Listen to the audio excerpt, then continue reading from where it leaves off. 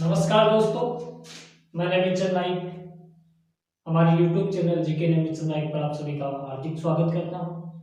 आज दोस्तों हम अध्ययन करेंगे राजस्थान की कला और संस्कृति का एक टॉपिक, राजस्थान के दुर्ग। देखो दोस्तों, दुर्गों की बात करते हैं तो दुर्गों की तीन श्रेणियां होती है, जैसे दुर्ग, किला और गढ़। दोस्तों ये जो है ये उच्च श्रेणी का है और ये निम्न श्रेणी का है। ये निम्न और ये हो गया मध्यम श्रेणी। अब दोस्तों आप बात करोगे कि गढ़ निम्न श्रेणी का दोस्तों कैसे हुआ। आप ये विचार करते होंगे कि चित्तौड़गढ़, तो ये जो निम्न श्रेणी का चित्तौड़गढ़ है, चित्तौड़गढ़ निम्न श्रेणी का नहीं है। तो दोस्तों चित्तौड़गढ़ जो है, चित्तौड़गढ़ के आगे क्या लगता है? दुर्ग लगता है।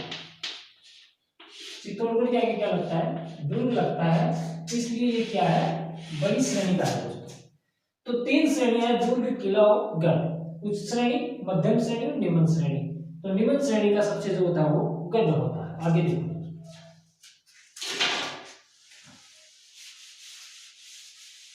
अब हम बात करते हैं दोस्तों कि दुर्गों के कितने प्रकार होते हैं। दुर्गों के प्रकार, दुर्गों के प्रकार, दुर्गों के प्रकार की बात करें तो देखो दोस्तों, शुक्र नीति में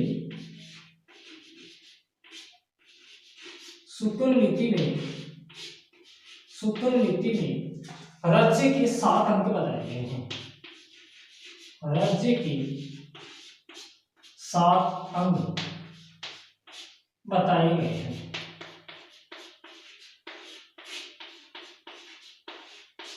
अब देखो दुर्ग क्या है कि शुक्र नीति के अंदर राज्य के 7 अंग बताए गए हैं। देखिए दोस्तों वो 7 अंग कौन कौन से?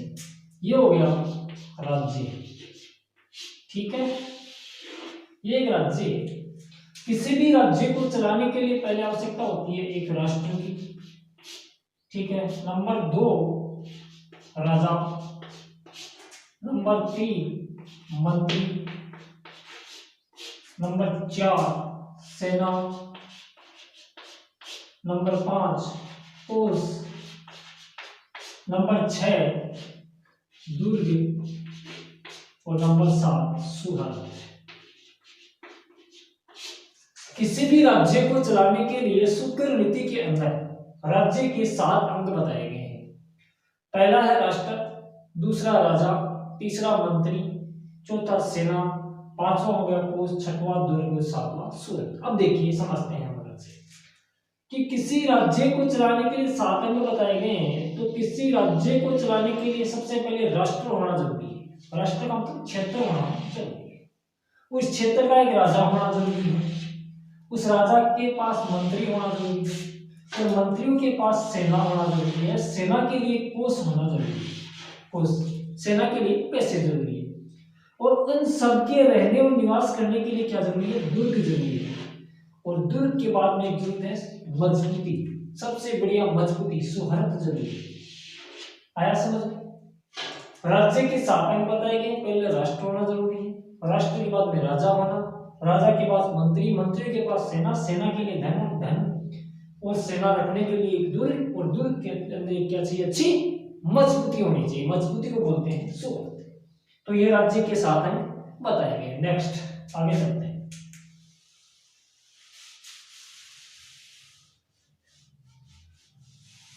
अब देखो आगे बात करते हैं। कौटिल्य के अनुसार, कौटिल्य के अनुसार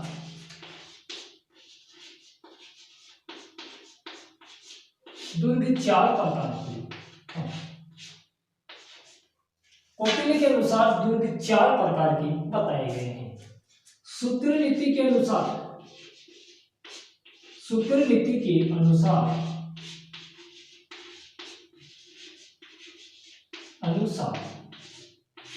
शुक्र नीति के अनुसार दुर्गों के कितने प्रकार हैं? 9 प्रकार हैं। शुक्र नीति के अनुसार दुर्गों के कितने प्रकार बताए गए हैं? 9 प्रकार। अब हम अध्ययन करेंगे शुक्र नीति के 9 दुर्गों का। अब देखो देखो सुकर ये सिक्योरिटी 9 प्रकार। कितने ग्रंथ प्रकार कितने हैं? 9 प्रकार। नंबर एक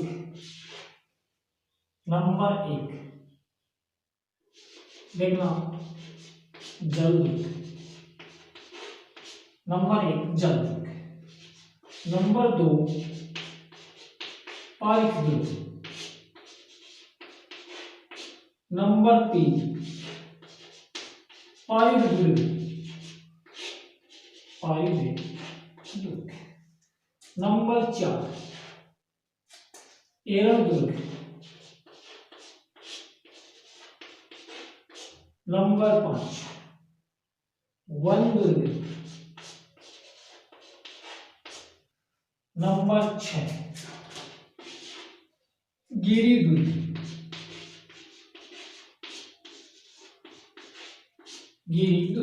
नंबर 7 दोस्तों हो गया एरन, हो गया वन दुर्ग। धानवन दुर्ग। ठीक है। नंबर 8 सैन्य दुर्ग। और नंबर 9 साय दुर्ग। सूत्र नीति के अनुसार दुर्गों के 9 प्रकार बताए गए हैं। नंबर 1 जल दुर्ग। नंबर 2 पारिक दुर्ग। नंबर 3 पारिक दुर्ग। नंबर 4 एरण दुर्ग। नंबर 5 वन दुर्ग। नंबर 6 गिरी दुर्ग। नंबर 7 धानवन दुर्ग। नंबर 8 सैन्य दुर्ग। और नंबर 9 साय दुर्ग। शुक्र नीति के अनुसार दुर्गों के 9 प्रकार बताए। देखिए दोस्तों अभी हम अध्ययन करेंगे कि ये दुर्ग किस किस प्रकार की होते हैं।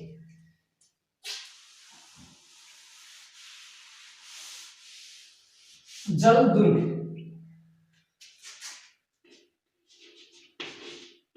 जिसके 3 ओर पानी हो। उतारते जाओ। जिस दुर्ग के 3 ओर पानी हो वो दुर्ग कहलाता है जल दुर्ग। नंबर 2 वन दुर्ग जिसके चारों ओर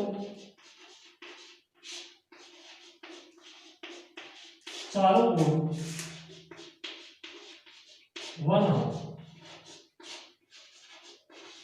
जिस दुर्ग के चारों ओर वन हो। नंबर 3 पारिक दुर्ग जिसके चारों ओर क्या बनी हुई हो? खाई हो। चारों ओर खाई हो। नंबर 4 पारिद दुर्ग।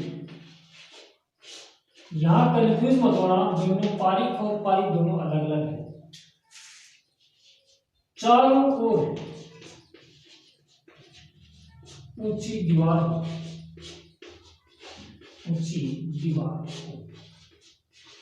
ठीक है, हो गया। नंबर 5 गिरी दुर्ग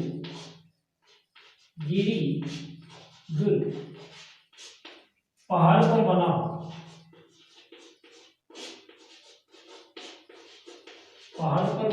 दुर्ग देखो जल दुर्ग, वन दुर्ग, पारिद दुर्ग, गिरी दुर्ग और पारिद दुर्ग 5 दुर्ग हो गए। नंबर 6 आगे देखना, उतारते जाना।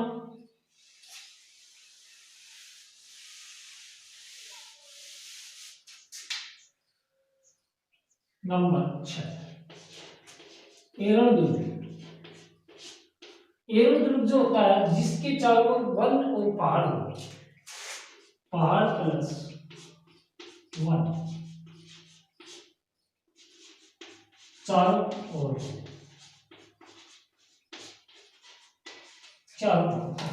अब हो गया नंबर 7 धानवन दुर्ग। धानवन जो दुर्ग है ये दोस्तों दुर्ग बना होता है मरुस्थल में। मरुस्थल में बना हुआ दुर्ग कौन सा होता है? धानवन।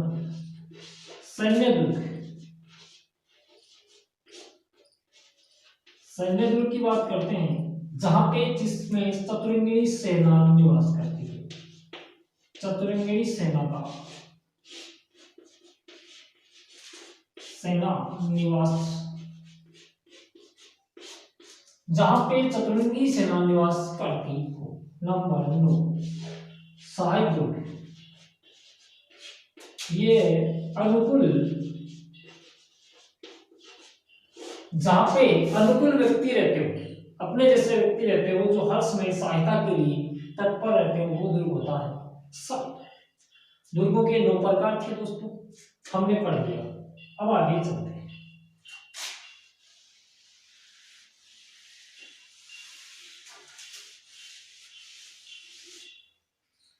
अब अध्ययन करेंगे दुर्गों से संबंधित महत्वपूर्ण तथ्य।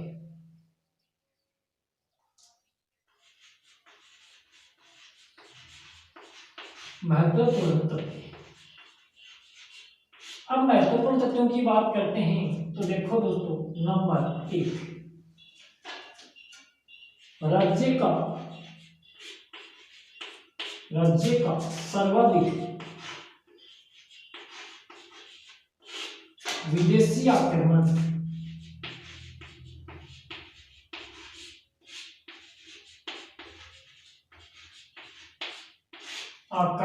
सहने वाला दुर्ग।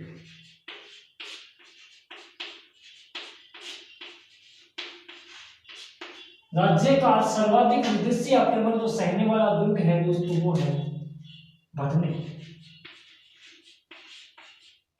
वो है भटने। ठीक है, राज्य का सर्वाधिक स्थानीय आक्रमण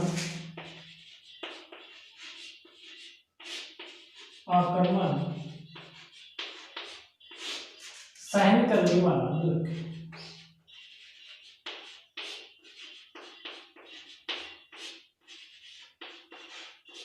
राज्य का जो सर्वाधिक स्थानीय आक्रमण सहने वाला दुर्ग है वो दोस्तों है अजमेर, तारागढ़। ठीक है दोस्तों, बात नंबर 2। नंबर 3 राज्य का सबसे प्राचीन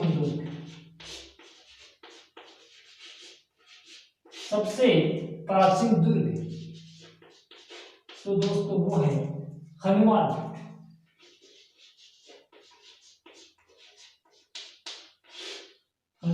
भटने 3वीं सदी। राज्य का जो सबसे प्राचीन दुर्ग है वो दोस्तों है हनुमानगढ़ भटने, जो 3वीं सदी का बना हुआ है। आगे चलते हैं।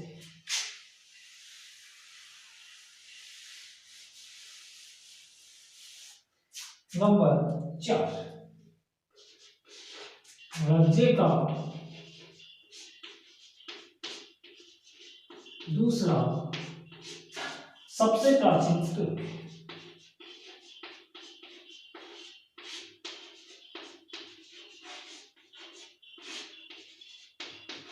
राज्य का जो सबसे दूसरा जो प्राचीन दुर्ग है वो दोस्तों है चित्तौड़गढ़।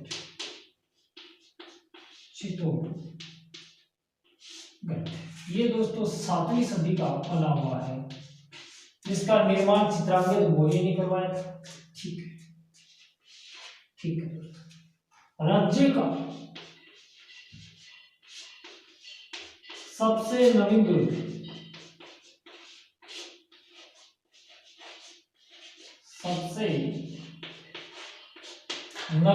राज्य का जो सबसे नवीन दुर्ग है दोस्तों, वो दुर्ग है दोस्तों मोहनगढ़। और मोहनगढ़ दोस्तों पड़ता है जैसलमेर। राज्य का जो दूसरा सबसे जो नवीन दुर्ग, जो सबसे नवीन दुर्ग है वो मोहनगढ़ जैसलमेर। राज्य का दूसरा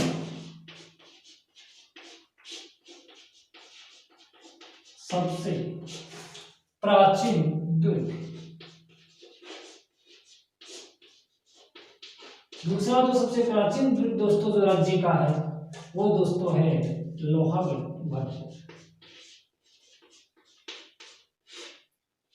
लोहागढ़। ठीक है दोस्तों, आगे चलते हैं।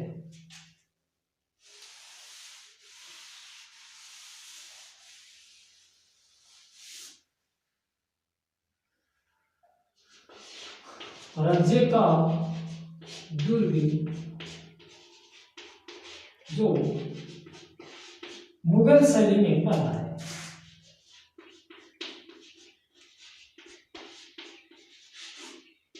मुगल शैली में बना राज्य का दुर्ग जो मास्टर दुर्ग जो मुगल शैली में बना है दोस्तों, मैगजीन का किला।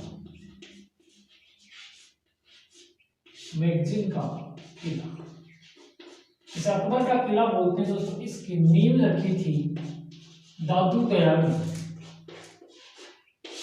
राज्य का एकमात्र दुर्ग जो मुगल शैली में बना हुआ है, जिसकी नींव रखी थी दोस्तों दादू दयाल। राज्य का अंग्रेजों द्वारा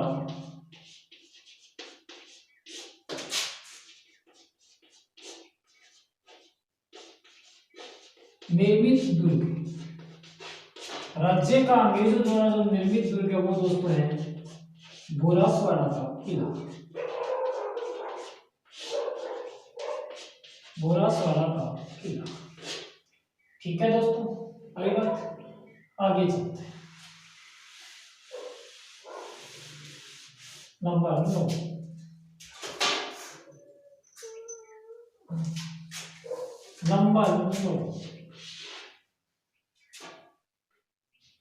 सर्वाधिक बुर्जों वाला दुर्ग।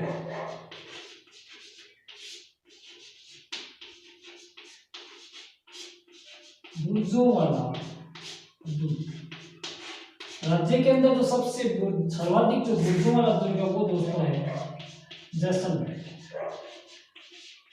जिसके अंदर कितने बुर्ज है? 99। ठीक है। नंबर, राज्य का जो सर्वाधिक बुर्जों वाला जो दुर्ग है वो दोस्तों कौन सा है? जैसलमेर। राजस्थान में मिट्टी से निर्मित दुर्ग, राज्य की मिट्टी से निर्मित दुर्ग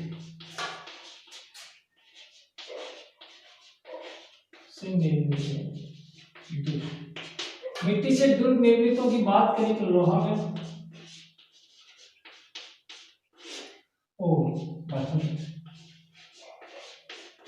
दोस्तों, ये जो है ये भरतपुर में है और ये जो है हनुमान में है। ठीक है दोस्तों, आगे चलो।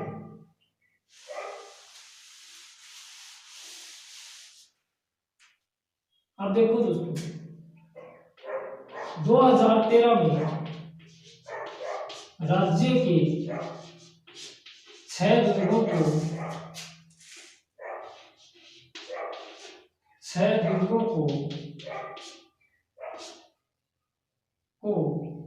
विश्व धरोहर, विश्व विरासत सूची में शामिल किया गया।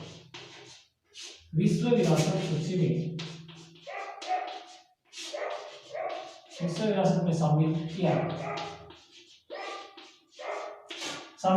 कौन से दोस्तों दुर्ग हैं? नंबर 1 चित्तौड़गढ़, कुंभलगढ़,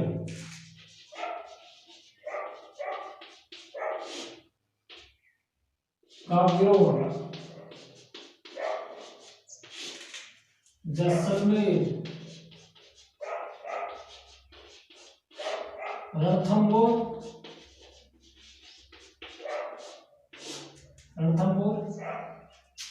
और आमेर।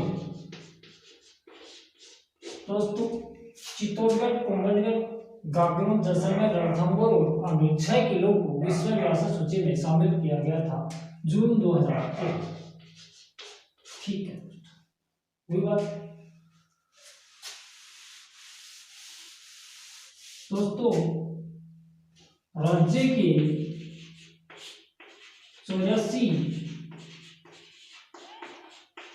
दुर्गों में से 32 दुर्गों का निर्माण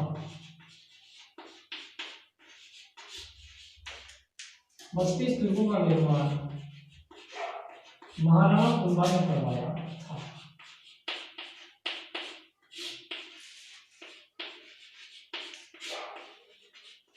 कुंभा द्वारा करवाया गया।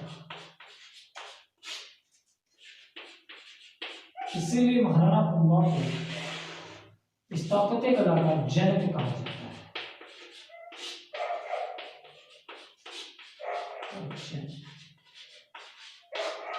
ये दोस्तों थे दुर्ग से संबंधित कुछ महत्वपूर्ण बातें, बाकी हम अध्ययन करेंगे कल आगे बढ़ते हुए। धन्यवाद।